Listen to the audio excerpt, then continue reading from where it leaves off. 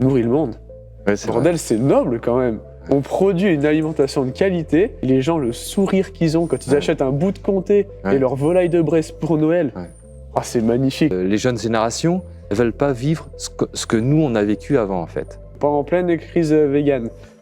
C'était quasiment 3-4 messages de haine par jour. Ouais, bon, ça va. Tu en lis un, tu rigoles. 2 fois, tu rigoles. 3e fois, tu fais la moue. Puis la 4e fois, tu te poses des questions.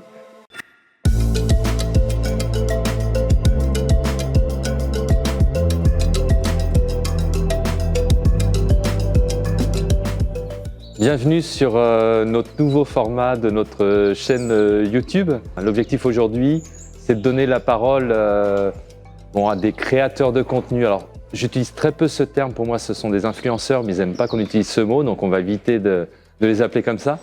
Et puis aussi à des personnalités, des politiques, des célébrités qui vont venir nous voir pour parler de sujets autour de l'agriculture.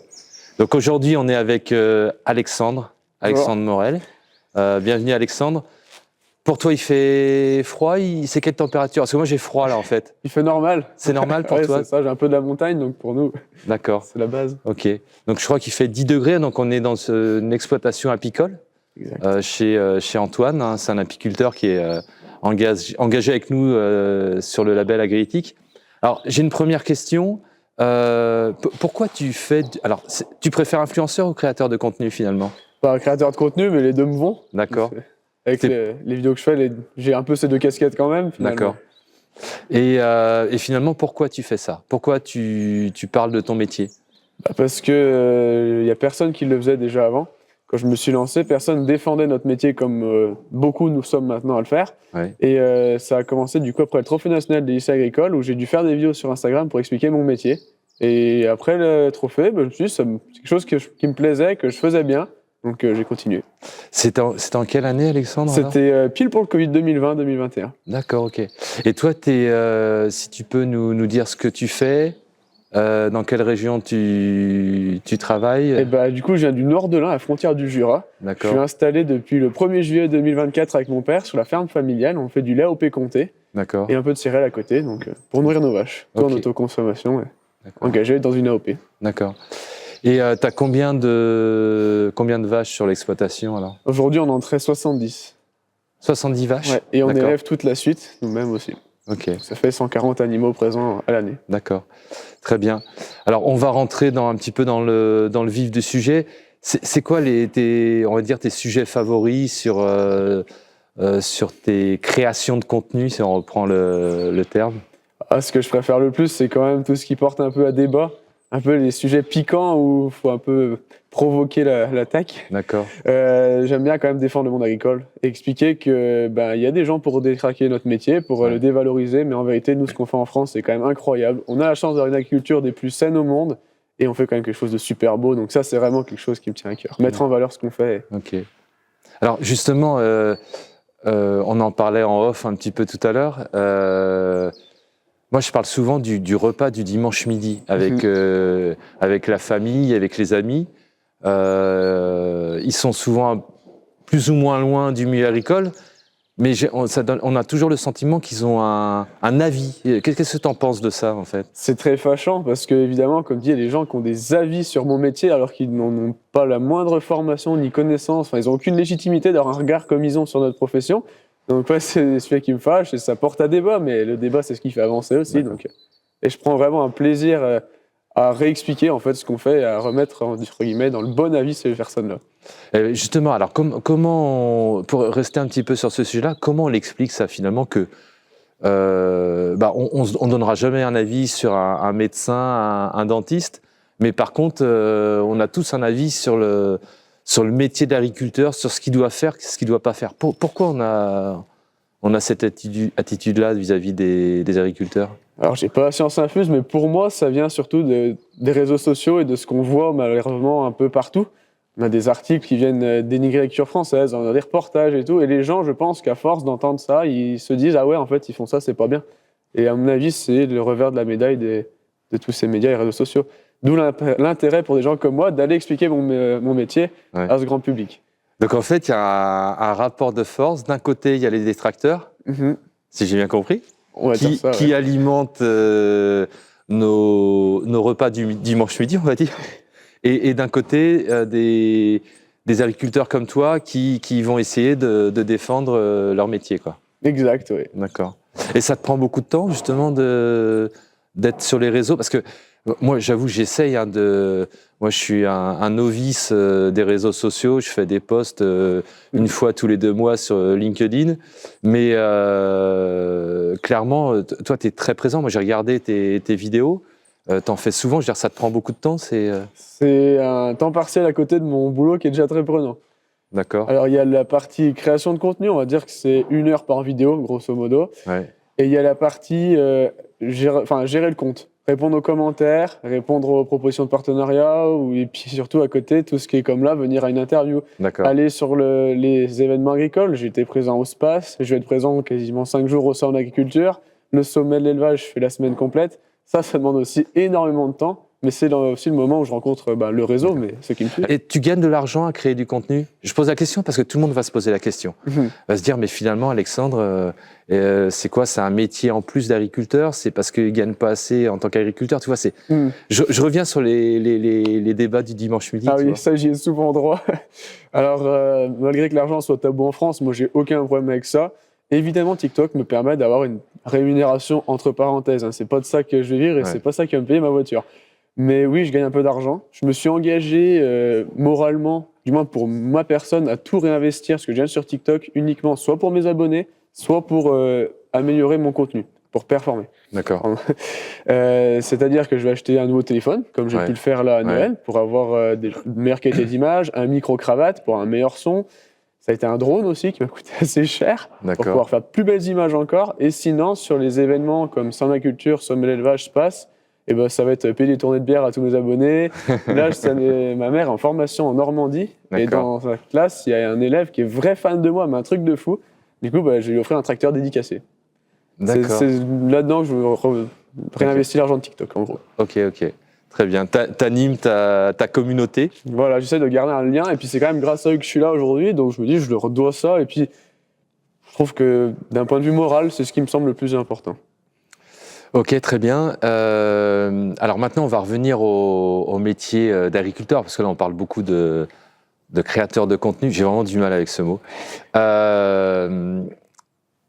En tant qu'agriculteur, comment tu vis ton métier aujourd'hui? C'est-à-dire qu'on voit bien, en tout cas le sentiment que ça donne de l'extérieur. Moi, je suis en contact avec pas mal d'éleveurs, d'agriculteurs, d'apiculteurs aujourd'hui. On voit bien que c'est pas simple tous les jours. Là, on va être à 1 mois du salon. Il y a eu l'année dernière, on était en pleine crise. On a envie de dire que la crise se termine jamais, quoi. C'est-à-dire que il y a pas un moment où finalement ça ira mieux, quoi. Qu'est-ce que tu penses de ça, en fait?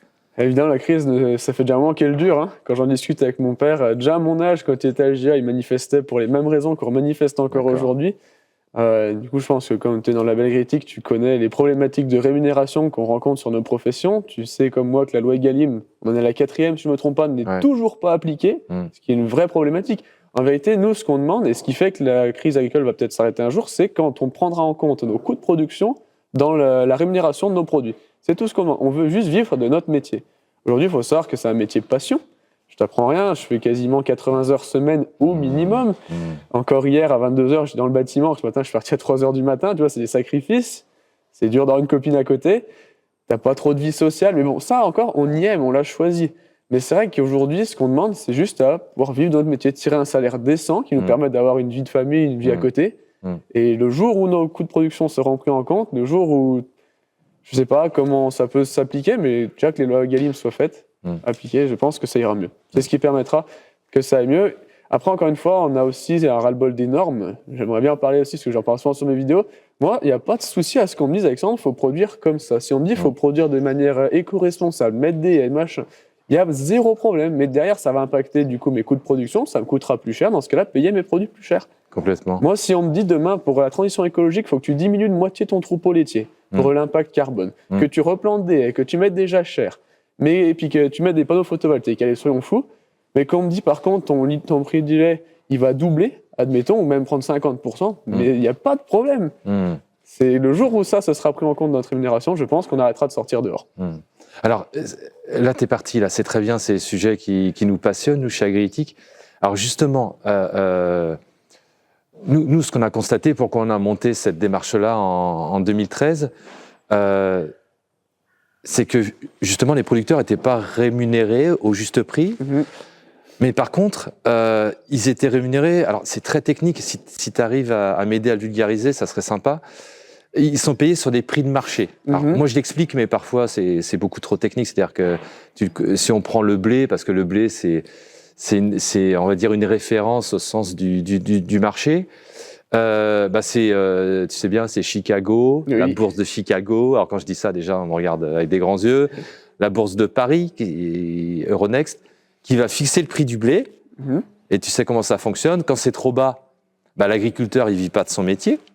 Et quand c'est trop haut, on a connu ça juste avant la guerre en Ukraine et au moment de la guerre. Comment ? Il y a 2-3 ans, le blé il y a 2 ans. À très bon prix. Ouais, à plus de 4. Alors, justement, c'est là où c'est intéressant. Tu dis c'est un très bon prix. Donc les agriculteurs, là, ils vont pas m'aimer parce que c'est un très bon prix, mais finalement, on va pénaliser éventuellement le consommateur parce que ça peut impacter le pouvoir d'achat des consommateurs. Et l'idée d'Agriéthique, c'est ça, on se déconnecte de ça. Comme tu dis, on paye le producteur au juste prix. Alors quand on dit au juste prix, bien sûr, on reparlera de la partie environnementale après, mais déjà se mettre d'accord sur le prix. Mais ça veut dire aussi qu'il faut que l'agriculteur accepte de ne pas suivre les hausses de marché. Tu vois ce que je veux dire ?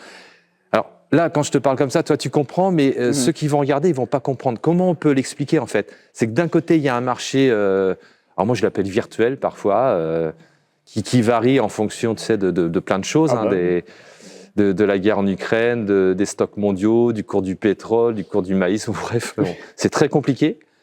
Et d'un autre côté, il y a des choses beaucoup plus raisonnables, comme Agriéthique, où on se met d'accord sur un prix. Comment on peut expliquer ça à ceux qui vont nous regarder ?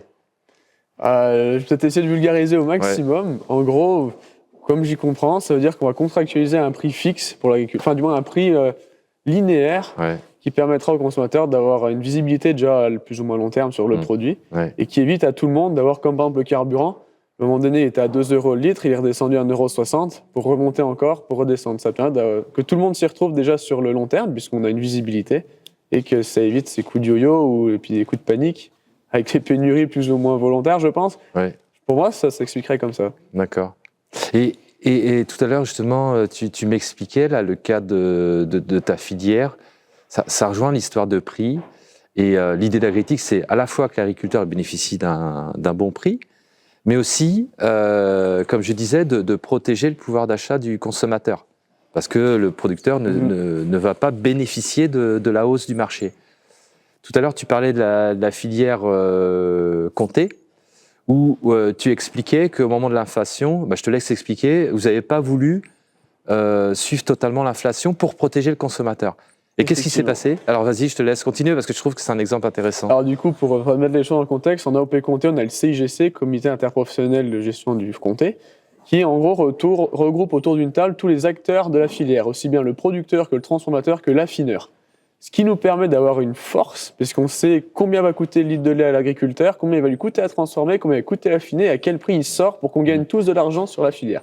Ça, c'est vraiment une force. C'est excellent. C'est ce qui fait qu'aujourd'hui, on s'en sort très bien. Puis c'est resté en plus, on va dire, à petite échelle. On n'a pas de gros industriels qui ont pu remettre la main, bien qu'ils ont essayé, voilà. Et donc, on s'était mis autour de la table. On a décidé qu'avec l'inflation, forcément, tout a augmenté pour nous éleveurs. Le carburant a augmenté, les intrants ont augmenté. Mais qu'on n'allait pas augmenter le prix de vente du comté pour justement préserver une certaine accessibilité aux consommateurs. Parce qu'on sait aujourd'hui que le fromage coûte un peu cher, que pour tout le monde, la vie coûte plus cher, tout simplement. Et on a estimé que ce n'était pas légitime, du moins on pouvait se permettre de ne pas augmenter cette année-là pour préserver le pouvoir d'achat. Sauf que nous, on a fait notre démarche honnête, c'est très bien. Les grandes et moyennes surfaces ont dit très bien, on prendra la marge à votre place. Voilà ce qui s'est passé. Donc, alors, c'est là où je reviens sur le sujet du prix, parce que là, c'est un cas typique. Finalement, vous avez voulu, au travers de cette filière qui est très organisée, très structurée, où il y a une volonté de répartir équitablement la valeur. Donc, vous faites bien le job. Nous, c'est ce qu'on essaie de faire sur toutes les filières en France, toutes les filières agricoles. Mais comment on explique aujourd'hui, parce que c'est tellement évident, qu'on n'y arrive pas. C'est que d'un côté, on sent bien que... alors, je dis pas tous, parce que nous, on a des très beaux acteurs industriels, des boulangers artisans qui nous suivent. Donc, il y a des gens qui sont convaincus, qui ont une vision moyen-long terme, etc. Mais comment tu expliques aujourd'hui, parce que nous, on est le comté aussi, hein, ça reste entre guillemets une niche par rapport à ce qui peut se faire. Comment tu expliques que, à la fois, les acteurs quand on dit de l'aval, c'est bien les acteurs qui vont utiliser vos matières premières, hein, le lait, le blé, etc. Et aussi les agriculteurs, parce que les agriculteurs aussi, certains préfèrent rester sur le marché. Comment t'expliques finalement ça, que ils veulent rester sur le marché finalement, pour certains, pour la plupart pour l'instant? C'est des visions différentes de la production. C'est-à-dire que, alors ça reste mon avis, ça c'est uniquement personnel, mais comme certains vont préférer travailler toujours plus pour gagner toujours, enfin dans l'espoir de gagner toujours plus, et d'autres vont dire bah écoute, moi je vais y aller pépère, on va sécuriser ce que je fais et on va se contenter de ce qu'on vit. Bah, ça peut s'appliquer un peu aux agriculteurs. Il y en a qui vont dire bah moi je veux toujours plus de surface, toujours produire plus, on va exporter, on va inonder le marché. Et t'en as qui vont dire bah moi je vais plutôt me contenter de faire de la qualité, je vais faire super bien ce que je fais. Enfin, je dis pas que ceux qui agrandissent font mal, hein. Attention, faut pas non plus faire d'amalgame, mais on dit moi je vais peut-être privilégier la qualité, l'environnement, tout ça, peut-être viser une émission zéro carbone, mais derrière bah, je produirai forcément un peu moins, puisqu'on peut pas faire beaucoup, et enfin, tout a un impact, donc moins on produit, plus on allège, on va dire, notre production, techniquement mieux c'est pour l'environnement. Et je pense que c'est ni plus ni moins qu'une question de mentalité, et les deux sont bonnes, hein. Il n'y a pas de mauvais agriculteurs dans le sens là, il n'y a pas de bons. C'est une question de perception de la personne. Alors c'est vrai que t'expliques Alexandre que finalement il y a des acteurs, que ce soit des agriculteurs ou des éleveurs ou des industriels qui préfèrent finalement rester sur le marché. Chacun fait ses choix, c'est ce que tu m'expliquais. Et c'est vrai que moi parfois j'ai envie que tout le monde rejoigne le mouvement. Et c'est peut-être pas ça en fait l'avenir. L'avenir c'est peut-être alors je vais être très positif, la diversité. Et la diversité c'est peut-être justement d'accepter que l'agri reste sur le marché, l'industriel reste sur le marché. Mais on voit bien quand même que ce schéma-là, il est extrêmement néfaste, quoi. Je veux dire, ça crée quand même des conflits, des guerres de négo. Et chacun essaye de... Tu vois, ça individualise les acteurs, je trouve, de rester sur le marché.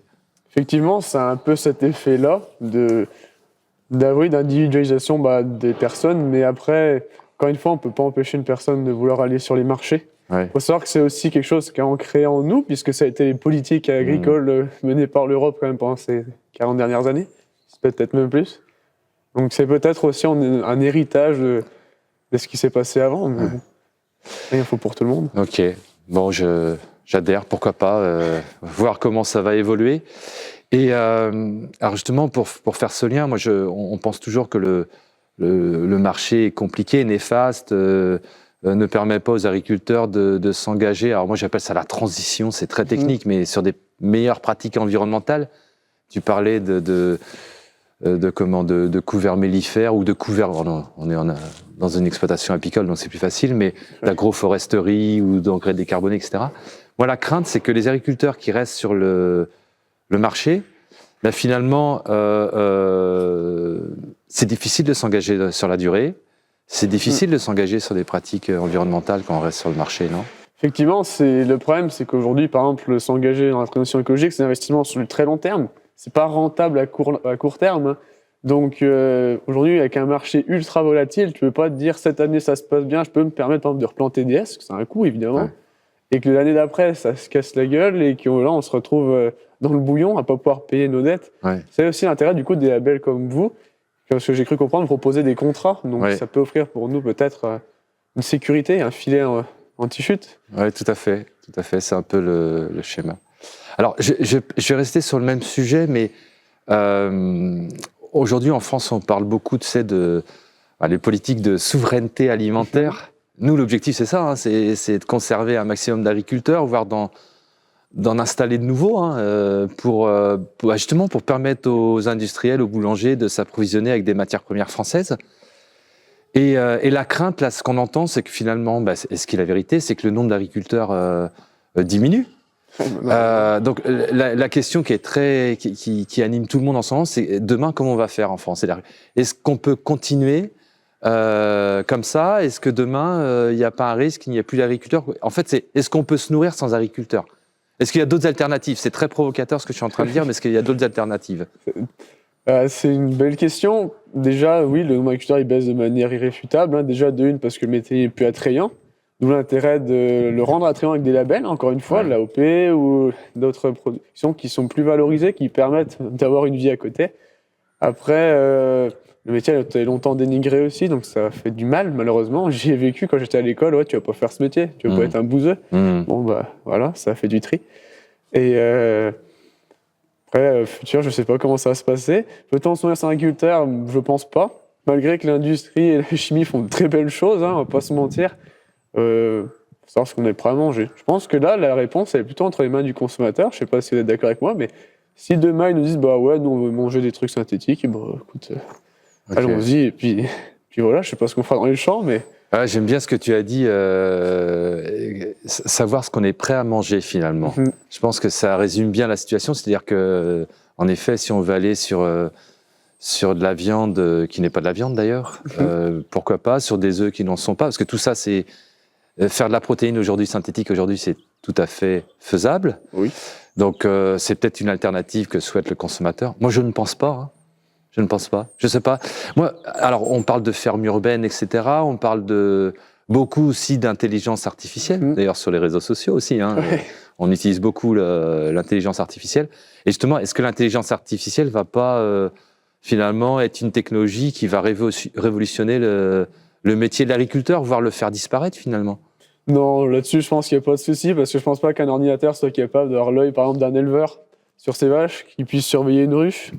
Ah, d'ici qu'on en arrive là, je pense qu'on mangera épicerie par les racines, mais Ouais. après, encore une fois, on en revient à qu'est-ce que le consommateur est prêt à accepter. La réponse, elle est là, regardez les œufs en plein air. Il y a encore 5 ans de ça, on avait des œufs de poule en batterie. Ouais. Ça a été boycotté. Du jour au Ouais. lendemain, on ne retrouve plus aucun œuf de poule pour élever en plein air. Bah, demain, si le consommateur il décide de boycotter, admettons, la viande, eh ben, ce sera que de la viande de synthèse. Alors, je me permets d'ouvrir la parenthèse sur les œufs, parce que, en effet, on parle œufs plein air, donc pour ceux qui nous regardent, c'est des poules qui vont, qui sortent du bâtiment pour profiter de l'espace extérieur. Les poules au sol, tu connais le système aussi.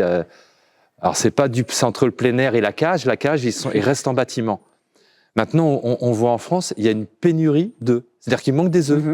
C'est du délire. Comment on l'explique? C'est-à-dire que ce que tu es en train de me dire, finalement, moi je préfère manger des œufs plein air.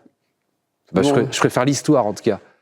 Mais finalement, tu es en train de me dire, on aurait peut-être dû continuer les œufs en cage? Non, du tout. Alors ça, faut pas faire cet amalgame. Au contraire, pour moi, c'est une très bonne chose, mais ça montre plutôt, je voulais démontrer le pouvoir que le consommateur a entre les mains, par ses choix. Après, faut pas l'oublier, en extensifiant, c'est ce qui s'est passé, on lui met les poules en cage, là où ils ont point de place, on met les mêmes bâtiments avec moins de poules dedans, mathématiquement, la production diminue, et il n'y a pas eu forcément plus d'installations pour compenser, donc pour moi, la baisse, elle vient de là. Donc elle a été trop rapide? Peut-être, oui. D'accord. Donc finalement, tu me dis, c'est le conso qui a un pouvoir, finalement, dans ses choix, et qui va influencer l'évolution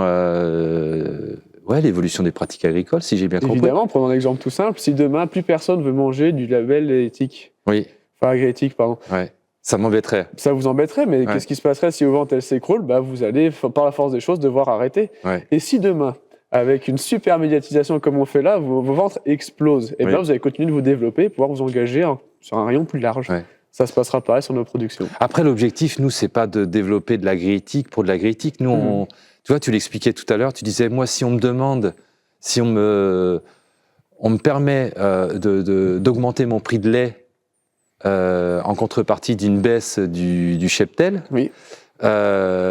why not? Pourquoi pas? Je serais peut-être mieux, je travaille un peu moins, je peux faire plus de création de contenu. Ouais. Ça va être le mot, création de contenu. C'est ça. Mais nous l'objectif, c'est pas de développer. Nous, l'objectif, c'est d'expliquer que le marché, finalement, c'est, pour moi, en tout cas, là, par contre, c'est un point de vue aussi de nos partenaires, c'est néfaste. Ça permet pas d'établir des relations de confiance, en fait. C'est ça ce que je veux dire. Et quand il n'y a pas de confiance, il n'y a pas de construction, il n'y a pas de transition, etc., etc. Donc nous, l'objectif, c'est pas de développer à tout va, c'est vraiment d'expliquer pourquoi notre modèle, finalement, il peut être une des solutions parmi la tienne aussi. Hein. La filière Comté, je trouve qu'elle s'est bien construite, elle s'est bien valorisée. C'était un travail de longue haleine. Il y a eu surtout cet aspect que les agriculteurs se sont regroupés, comme vous le faites très bien, c'est autour du produit. C'est qu'on a cherché à maîtriser nous et à pas redonner la main aux industriels. Il faut savoir que, pas grand monde le sait, mais le Comté, à un moment donné, était moins bien payé que le conventionnel. Il y a de ça 30 ans, le Comté était payé 28 centimes, je pense. Je ne sais plus exactement les chiffres, je les ai su, mais je ne sais plus tête. Et en conventionnel, les gars étaient mieux payés. Sauf que les gars, ils se sont accrochés à cette vision des choses, comme on a évoqué tout à l'heure, entre ceux qui veulent produire peut-être plus de moins bonne qualité. Ils ont dit, bah non, nous, on fait ça. On produit, tant pis, on fait un peu moins. Peut-être que pendant quelques années, ça ne va pas payer, on sera dans les choux. Mais aujourd'hui, on peut voir, ça a fait la force de la filière, on a réussi. Mais vous avez finalement, c'est pour ça, c'est un retour d'expérience hyper intéressant pour nous, pour toutes les filières. Vous avez fait le dos rond, entre guillemets, vous avez plutôt réduit un peu la voilure, c'est ça hein? Ah bah évidemment, alors moi je suis pas du tout concerné par ça, parce que j'étais pas installé à cette époque, mais nos grands-parents, oui, ont fait le dos rond et ont pris la décision de gagner certes moins, de privilégier la qualité, et aujourd'hui, on paye... Mais par contre, ce qui est extrêmement intéressant, parce que finalement, alors je sais pas c'était à quelle année, j'avoue je connais pas parfaitement la filière Comté, c'était il y a 10 ans, il y a 15 ans, il y a 20 ans? On va aller plutôt il y a 30 ans, ouais. Il y a 30 ans. Ouais. Donc il y a 30 ans, tes grands-parents ou arrière-grands-parents, d'ailleurs je t'ai même pas demandé ton âge, j'aurais pu te le demander, ont eu cette intelligence finalement de se dire, si on continue comme ça, la filière est morte, c'est un peu ça hein, ce que tu es en train de me dire. Ils ont préféré moins gagner, parce que je pense qu'ils ont moins gagné pour les générations futures. Donc en fait, ils faisaient déjà de l'équitable, nous on appelle ça développement durable, c'est les gros mots un peu de... Donc ils ont eu les bonnes réactions à ce moment-là. Au-delà de l'intelligence, c'est même de la conviction, je pense. Ouais. Alors tu me plais beaucoup en utilisant les termes conviction. Oui, vas-y. Parce qu'ils ont cru en leurs produits, ils ont dit on ne produit pas n'importe quoi, et ils ont su y valoriser, y faire fleurir, et aujourd'hui c'est la clé de la réussite. D'accord. À même titre que vous, si vous y croyez, et que je pense que c'est le cas, ça peut bien se passer. Ce qui est difficile, c'est que moi je suis très impatient, et j'ai toujours envie d'avoir des résultats immédiats. Et c'est difficile, finalement, tu es en train de me dire que ce qu'on est en train de faire, peut-être que les résultats on les verra dans 30 ans, quoi. C'est possible, oui. D'accord, ok. Malheureusement. Comment ça vous est venu cette conviction? Qu'est-ce qui, le matin, te dit, qui t'anime quand tu te lèves, en fait? Pourquoi tu fais ça? Alors justement, tu parles de conviction. Moi, ce qui m'anime, c'est que je pense qu'on peut faire du commerce autrement, en fait. Je pense que le commerce qu'on fait depuis, en tout cas, tel que moi je le vis depuis que j'ai démarré dans ce milieu-là, je trouve qu'il y a un rapport de force permanent. C'est fatigant en fait. C'est fatigant et en plus on n'aboutit pas à des solutions. C'est-à-dire il y a toujours un perdant et un gagnant. Voilà. C'est la compétition. Alors, qu'il y ait de la compétition sereine, très bien, ça permet de s'améliorer. Mais là, la guerre des prix, en fait, elle crée des tensions.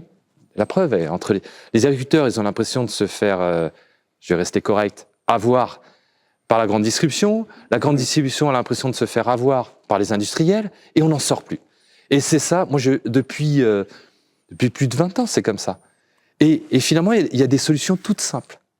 Et je me dis, si on arrive à revenir sur des relations plus sereines, de confiance, clairement, moi aussi, sera plus confortable pour toi, plus confortable pour moi, plus confortable pour les générations futures aussi, parce que moi, ce que je ressens, les jeunes générations, elles veulent pas vivre ce que nous, on a vécu avant, en fait.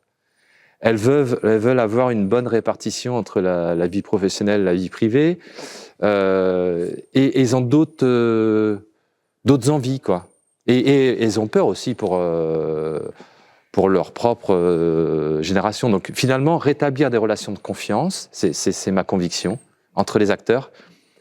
Être transparent aussi, se dire les choses. Il y a beaucoup de sujets tabous, je trouve. Tu vois, là, on a évoqué plein de sujets ensemble déjà. Alors, entre guillemets, je t'ai utilisé pour faire passer des messages que moi-même j'aimerais bien passer. Mais finalement, tu l'as beaucoup mieux fait que moi, tu l'as beaucoup plus vulgarisé. Et je pense que ça passera bien auprès de notre communauté de partenaires. Et c'est pour ça que c'est hyper important d'avoir des agriculteurs comme toi qui disent les choses, qu'osent dire les choses. Alors ça te paraît tellement naturel, parce que finalement, mis à part que ça te plaît, t'as pas y gagné grand-chose dans l'affaire. Que dalle même. T'as pas y gagné grand-chose, donc c'est ça qui est intéressant. Tu prends un risque de t'exposer en fait sur les réseaux. J'imagine que, d'ailleurs j'ai une question, alors j'imagine que de temps en temps tu dois être taquiné, alors plus que taquiné sur les réseaux. On doit te dire mais de toute façon avec la PAC tu gagnes assez d'argent, tu as plein de primes, tu mets des filles. Tu vois ce que je veux dire, ça doit être, je sais pas, tu as une petite expérience à nous partager par rapport à ça? Il y a de tout, il y a aussi bien des pics lancés par le grand public que par mes confrères agriculteurs. Le plus dur, c'est quand ça vient de tes collègues, tu te fais insulter parce que tu as dit que tu étais en AOP, tu n'es pas censé te plaindre parce que tu as une filière qui marche, que tu dis, bah écoute, moi je réduis les phytos, on te traite d'écolo, alors que pour moi c'est du bon sens, mais ça, oui, ça c'est dur, psychologiquement, moi je suis bien foutu, ça me passe au-dessus, mais à un moment donné, ça m'avait pesé lourd, ouais. Pareil, des remarques pendant pleine crise vegan. Ouais, c'était quasiment 3-4 messages de haine par jour, ouais, bon, ça va. En lien, tu rigoles, 2 fois tu rigoles, 3e fois tu fais la moue, puis la 4e fois tu te poses des questions. Après, encore une fois, moi j'adore qu'on m'attaque et c'est quand même ma cam sur les réseaux. C'est ma trame, quoi. D'accord, ok. Donc t'aimes bien le débat, quoi. J'adore débattre, pour moi c'est ce qui fait avancer les choses. Et encore une fois, allez, on m'a toujours dit, tu feras pas changer d'avis les personnes à qui réfléchissent pas, on va rester poli. Ouais. Mais peut-être que sur 90 personnes qui vont me tailler, qui vont dire, de toute façon les agriculteurs ils font mal, si je peux faire changer d'avis 10, bon, écoute, ce sera toujours ça de fait. Ok, très bien. Alors c'est vrai qu'Alexandre, on a dit, est-ce qu'on pouvait finalement avoir un monde ou un pays sans agriculteurs? Moi j'ai envie de penser aux jeunes générations là, qui arrivent. Qu'est-ce que tu en penses? Comment les motiver? En montrant que déjà c'est quand même un métier cool, contrairement à ce que certains peuvent en dire. C'est quand même un métier, on bosse dehors, hein, il fait beau, t'es au soleil, t'as les animaux, t'as le contact. T'es ton propre patron, faut pas l'oublier. Aujourd'hui, j'ai dit à mon père, écoute, tu bosses tout seul, moi je prends ma journée. C'est quand même pas tout le monde qui peut faire ça. Je peux aller au ski hors période de vacances. Du coup, il y a une piste rien que pour moi, ça c'est top. Donc il y a plein d'avantages et t'as surtout quand même, tu nourris le monde. Ouais, bordel, c'est noble quand même. On produit une alimentation de qualité et aujourd'hui, on travaille étroitement avec un éleveur de volailles de Bresse chez qui je vais rouler les volailles, tu sais, pour la mise en forme pour les fêtes. D'accord. On les roule en forme de ballon de rugby un peu. Okay. Et quand, je sais plus pourquoi, j'étais au magasin avec une journée et les gens, le sourire qu'ils ont quand ils achètent un bout de comté et leur volaille de Bresse pour Noël, c'est magnifique. Et tu te dis, je me suis cassé la tête, j'ai bossé comme un dingue, mais derrière, bon, on a fait quelque chose de bien. Ça n'a pas de prix et pour moi, je l'ai retrouvé que dans ce métier. Bien sûr, il y a d'autres métiers qui sont importants, mais c'est quand même trop bien. Et tu bosses dehors, trop bien. Carrément, tu donnes vraiment envie de s'installer demain en fait. Il y a des fermes à reprendre en France, ça manque pas. Oui, c'est clair. Non, c'est bien intéressant. Alors justement, tu me disais que tu avais des questions à me poser alors Oui, parce que du coup on a parlé d'un label. Quelles sont les garanties pour le consommateur derrière? Parce qu'on entend tout, il y a des labels, comme tu parlais de ton interview, est-ce qu'il n'y en a pas trop même? Des fois c'est une question légitime. Donc qu'est-ce que ça garantit au consommateur peut-être en achetant un produit avec le label Agriéthique France plutôt qu'un autre? Alors, d'ailleurs, nous, on s'est posé beaucoup de questions. Est-ce qu'on doit être un label ou pas? Est-ce qu'on doit être une marque, etc. Bon, ça, c'était il y a quelques années.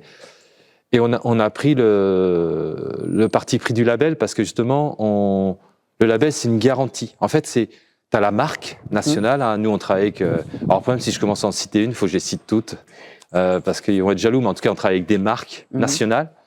Et alors je peux citer les Compagnons du Miel parce qu'on est chez eux, et chez eux en tout cas on est chez un apiculteur Compagnon du Miel. Et donc à côté du petit pot de miel Compagnon du Miel, tu as ce fameux logo. Donc quand le consommateur il va aller acheter son produit et qu'il voit ce logo bleu blanc rouge, déjà alors bleu blanc rouge, donc c'est des produits, c'est des matières premières produites par des agriculteurs et des éleveurs et des apiculteurs français. S'il y a de la transformation, par exemple, on fait de la brioche, c'est transformé en France. Donc déjà, ça, c'est des garanties pour le consommateur. Et le point le plus important de notre label, c'est que quand il voit ce logo, il est sûr que le producteur qui a produit, l'apiculteur qui a produit le miel, le producteur de blé, le producteur de lait, va être payé au juste prix, en fait. Quand je dis juste prix, à un prix qui puisse lui permettre de vivre de son métier. C'est ça la garantie qu'on apporte, en fait. Et du coup, tout à l'heure, on parlait d'engagement pour l'environnement. Est-ce que vous avez aussi des garanties pour le consommateur, que ce soit produit, on va dire, de manière peut-être plus responsable, que vous accompagnez les exploitants? Je vois, c'est un bâtiment avec une toiture photovoltaïque. Bien joué, j'avais pas vu. Est-ce que, du coup, aussi, ça permet d'avoir des garanties là-dessus? C'est quand même un sujet d'actualité. L'approche, elle est un peu différente par rapport à ce qu'on vit depuis plusieurs années. Nous, l'objectif, c'est que, tu disais tout à l'heure, on nous impose des normes. Nous, on ne va pas imposer des normes à l'agriculteur. Par contre, on va lui permettre, alors j'ai essayé d'être le moins technique possible, mais pas pour toi, parce qu'il n'y a pas de souci, mais pour ceux qui nous écoutent, c'est assez technique. Mais l'idée, c'est qu'il puisse, via un outil, identifier sur son exploitation où il se situe en matière de ce qu'on appelle de biodiversité, d'agroforesterie, etc. Où il se situe en matière de carbone, d'émissions de gaz à effet de serre, etc. Et cet outil, en fait, va lui permettre d'avoir la photo de son exploitation, d'accord ? Et à partir de ça, c'est lui qui bâtit la feuille de route. D'accord. Et qui va se dire, je dois planter des arbres, je dois utiliser de l'engrais décarboné, alors je suis désolé, toi, voilà, ou je dois pas labourer, etc., etc., ou je dois utiliser moins alors on va le dire, de produits phytosanitaires, mais tout le monde connaît le terme pesticide. D'ailleurs, on aurait pu débattre sur on peut en parler. Mais donc en fait, l'idée du label Agriéthique, c'est de lui redonner la main. C'est lui c'est lui qui maîtrise le mieux son métier. Tu l'as dit, c'était le sujet de l'introduction de notre débat. C'est lui redonner le pouvoir d'agir, en fait. D'accord ? Par contre, derrière, si on dit oui, ça serait bien de mettre plus d'arbres ou faire de l'engrais décarboné, etc., derrière, ça a un prix, en fait. C'est ça qu'il faut comprendre. C'est que l'agriculteur, nous, en tout cas, c'est notre conviction, il ne pourra pas, on va dire, agir sur l'environnement ou apporter des bénéfices à l'environnement s'il n'a pas le prix en face. D'accord ? Je dis souvent, moi, pas de transition sans rémunération. Voilà. Et c'est vraiment le parti pris. C'est-à-dire qu'on ne va pas lui imposer, on va lui donner les outils pour que lui-même puisse évoluer. J'adore la phrase. Pas de transition sans rémunération. Ouais, c'est une punchline à conserver alors. Ah ouais. Alors moi, j'ai plein de choses à retenir là de notre échange. Si tu avais en un ou deux mots à me dire ce que tu retiens de notre échange là, qu'est-ce qui t'a marqué en fait dans l'échange ? Que tout n'est pas perdu. Ça me fait plaisir de voir des gens comme toi qui ont de l'espoir, qui ont envie d'avancer. Parce qu'aujourd'hui, quand on voit, je prends parti pour aucun politique, mais ce qui se passe au gouvernement, on n'avance pas. Ce qui se passe dans le monde, le contexte est quand même pas très rassurant pour nous agriculteurs comme vous consommateurs, on va pas se mentir. Aujourd'hui, on a investi sur la ferme, j'ai une sacrée dette. Je sais même pas si demain, le monde va pas partir en sucette et je vais pas pouvoir payer et peut-être finir sous un pont. Et de voir qu'il y a des gens qui ont encore cette conviction, comme nous, d'avancer, d'aller de l'avant, de dire quel climat il change, c'est super pénible parce que là, on a pris 2 ans de pluie, les rendements sont catastrophiques. Comme je disais en off, on n'a pas fait de lait. Mais que vas-y, on va continuer. Tant pis, on y croit. Peut-être qu'un jour, ça payera. Ça me fait super plaisir. De voir qu'il y a des gens qui sont... Je pense que c'était pas du milieu agricole de base. Non, pas du tout. Là. Des gens comme toi qui se soucient de nous. Parce que c'est pareil, j'ai quand même un sentiment des fois d'être abandonné. Je me dis, quand je regarde sur les réseaux, que je fais mes vidéos, j'explique que ça va mal, puis qu'il y a des gens qui s'en foutent en fait. Je dis, ouais, bon, ok. Ça fait plaisir. On se sent un peu soutenu et dans notre conviction, encore une fois, de produire bien, il y a encore des gens qui y adhèrent. Et encore peut-être une dernière chose, c'est aussi, on n'est pas là pour assassiner le consommateur. Aussi bien lui que nous, si on peut s'y retrouver, ça serait top. Et des labels comme vous proposez, c'est le top pour ça. Magnifique. J'ai du mal à rebondir là parce que je ne m'attendais pas à une conclusion comme ça de ta part. Non, c'est hyper motivant. C'est hyper motivant d'entendre ça de ta part parce que c'est vrai que tous les jours, c'est compliqué. Hein. On est toujours entre le marteau et l'enclume. Façon de parler, quand je dis marteau et l'enclume, c'est-à-dire entre l'industriel et l'agriculteur finalement. Et trouver le... J'aime pas le compromis, parce que compromis, il y en a un qui perd le consensus, quoi. Tu vois ce que je veux dire ? Qu'on co-construise. Moi, le terme que j'aime bien, c'est co-construire. Moi, ce que j'ai envie de retenir de cet échange, c'est... alors, la transparence, c'est au-delà de ça, ta sincérité, et il y a quand même une prise de risque. Hein. C'est pas qu'il y a quand même, il y a une prise de risque. À partir du moment où tu prends la parole sur des sujets aussi, comment dire, épineux, tu prends un risque. Évidemment. Tu prends un risque de te faire critiquer, tu prends un risque par tes compères, hein, ou par tes pairs, je sais plus, par tes amis agriculteurs, par ton entourage, par des politiques, par tes clients. Et je trouve que c'est hyper osé. Et clairement, ça fait avancer le débat. Ça fait avancer le débat. Et nous, en tout cas, nous, notre communauté, ça fait un peu secte, je trouve, mais en tout cas, avec nos partenaires, nous, ça nous conforte dans notre combat, en tout cas dans notre aventure. Bon, merci Alexandre, encore une fois. Merci Antoine et Alex, donc apiculteurs à Maule, donc on est reçus dans leur exploitation. Merci aux Compagnons du Miel. Alors les Compagnons du Miel, c'est eux qui conditionnent le miel d'Antoine et Alex, et c'est une marque que vous pouvez retrouver en grande surface, notamment chez nos amis distributeurs, donc du miel de super qualité. Et surtout, alors ça, j'ai pas l'habitude de le faire, mais n'hésitez pas à nous suivre sur notre chaîne YouTube et mettez un like ou abonnez-vous, ça nous aidera énormément, mais surtout, vous aiderez énormément nos agriculteurs. Merci.